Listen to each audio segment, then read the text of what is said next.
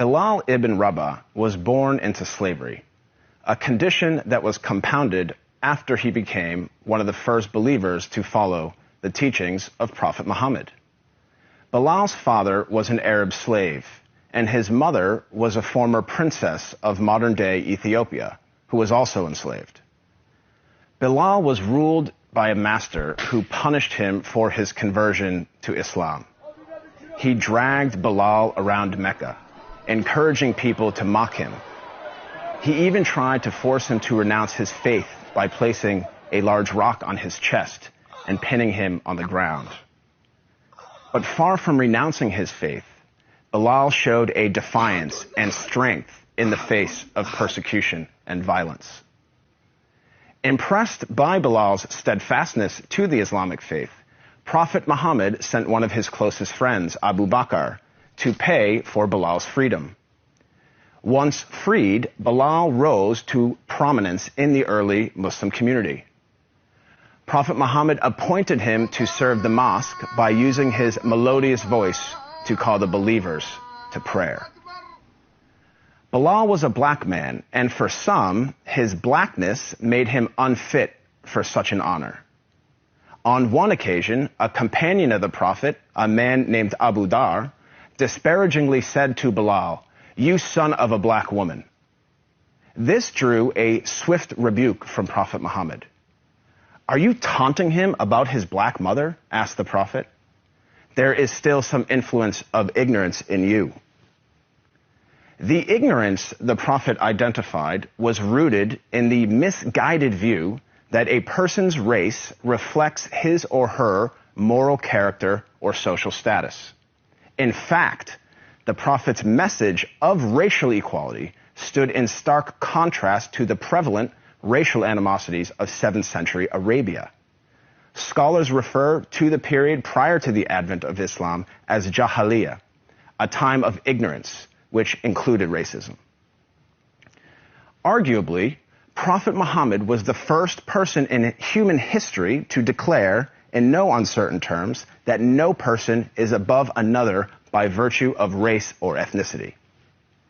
This declaration is crystallized in one of the Prophet's notable speeches, his last sermon, as it is known, which was delivered on Mount Arafat in 632 AD. In that sermon, the Prophet unequivocally condemned racism when he said, "All mankind is descended from Adam and Eve. An Arab has no superiority over a non-Arab, and a non-Arab has no superiority over an Arab. A white person has no superiority over a black person, nor a black person has any superiority over a white person, except by piety and good action." Ever since then, Prophet Muhammad's teachings on racial equality have inspired human beings to strive for racial equality and justice for all. Consider the life of Al-Hajj Malik al-Shabazz, more commonly known as Malcolm X, the black Muslim civil rights leader who battled racism in the 1950s and 1960s. After performing the Hajj, or Islamic pilgrimage, to the city of Mecca, Malcolm wrote his famous letter from Mecca, in which he said, "There were tens of thousands of pilgrims from all over the world.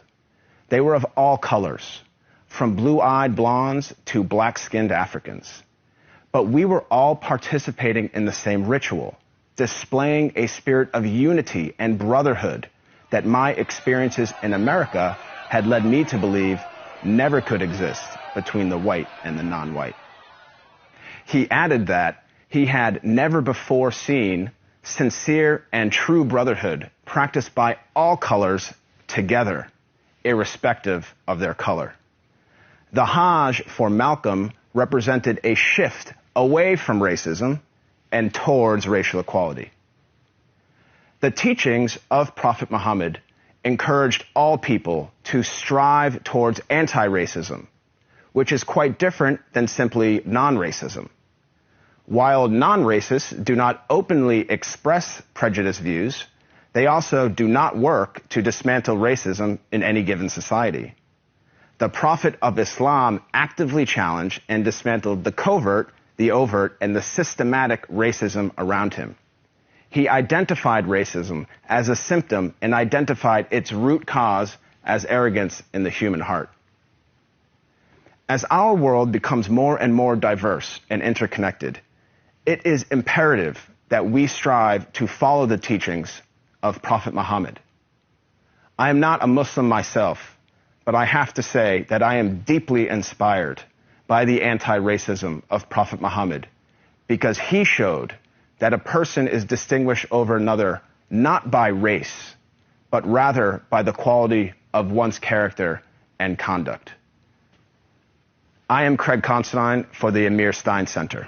يا أيها الناس إنا خلقناكم من ذكر وأنثى وجعلناكم شعوبا وقبائل لتعارفوا إن أكرمكم عند الله أتقاكم إن الله عليم خبير.